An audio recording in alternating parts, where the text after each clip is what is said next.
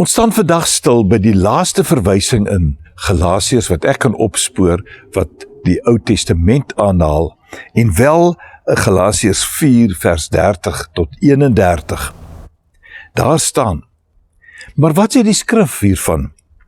Jaag die slavin en haar seun weg. Want die seun van die slavin mag hoegenaamd nie saam met die seun van die vrygeborene erf nie. Dit is 'n aanhaling uit Genesis 21 vers 10.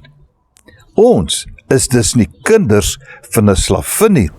Broers, ons is kinders van die vrye. Weereens 'n verwysing na die twee kinders van Abraham. Die een by die slavin en een by sy vrou. En nou moet ons verstaan dat hierdie twee geboortes verwys na die, soos Paulus het ook sê, die verskil tussen iemand wat hom as 'n slaaf aan die wet wil onderwerp en iemand wat bereid is om as vrygemaakte in Christus te leef. En daarom is dit ook interessant om daarop te let dat ons sien, daar eintlik geen vermenging tussen hierdie twee moes wees nie.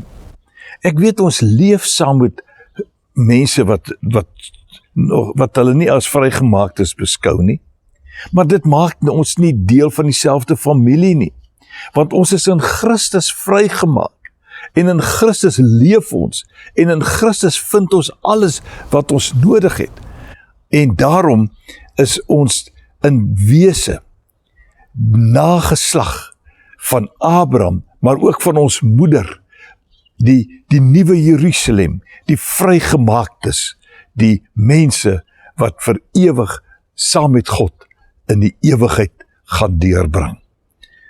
Wat 'n groot voorreg. Kom ons leef soos kinders, nageslag van die vrygemaakte. Ons gaan volgende keer verder deur na Efesiërs te kyk en loop mooi.